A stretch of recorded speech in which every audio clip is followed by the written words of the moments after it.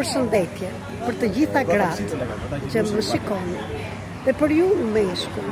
Sot dua të jap një mesazh nga zemra ime. Edhe unë që më shikoni kam duruar shumë, ka bërë sakrifica për familjen dhe për gjithçka. Sepse isha dhe unë një femër që mësova dhe jetova për të tjerë. Dhe nuk isha në hierarkinë time si fëmijë të gëzonja, ta lejonja veten të gëzonja kur prindërit e mi nuk jetonin në lumturi dhe gëzim. Gjithmonë doja që të shkoj një çifte të bukur dhe të lumtur, sepse familja ime nuk ishte e lumtur. Papai dhe mamaja ime nuk ishte të lumtur. Dhe atë e solla deri tani.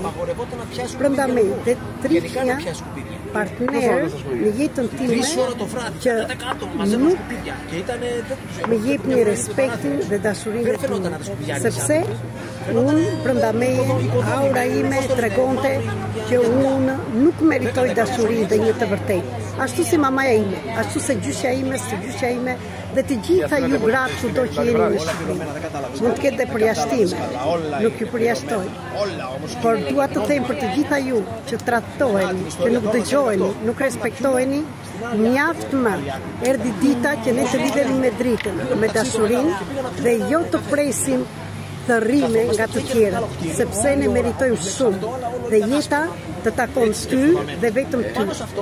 Të gjitha janë okej, pranoj, janë mësimet e tua, po mos qëndro të shkelin me këmbë. Mos qëndro të jesh ai limoni që shtrydhet, e këtu që kam, që shtrydhet dhe mbetet i shtrydhur dhe e hedhin më në fund. Prandaj të jap një mesazh për të gjithë juve që të arrini, të fitoni atë veten tuaj dhe sot thuaj dy fjalë vetes tënde në pasqyrë. Unë merita, ti thuaj emrin tënd, sjell veten time para të tjerë, me çdo lloj kosto, sepse kosto më e madhe është që ti të rrish e mërzitur në shpirt dhe këtë e them dhe për ju meshkuj, sepse dhe ju meshkuj jeni disa që jeni ndeshur me femra që nuk ju respektojnë, nuk ju vlerësojnë dhe ju jepni dhe nuk merrni.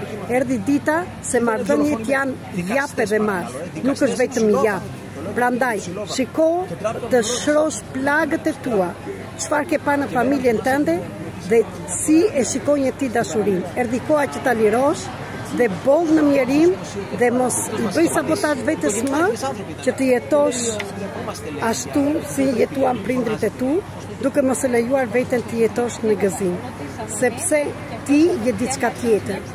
Mund t'u japësh ndjenjat dhe çdo barrë që kanë prindrit e tu dhe stërgjyshit dhe gjyshet të tëra bashkë, dhe ti mund të bësh gjë tjetër. Ne jetojmë në 2025 dhe këtë duhet ta bëjmë sepse jemi për veten tonë, jetojmë për veten tonë. Ju dua shumë, ju mirëpres të gjithëve, ditën e mërkurë të flasim për të gjitha këto në Zoom. Falas për të gjithë. Dhe kush ka nevojë të punojë në privat ose në grup, jam këtu për të gjithë. Dhe jo vetëm nga metodat dhe nga studimet, po nga përvoja ime. Të mësojmë çdo të thotë dashuri. Ju falenderoj.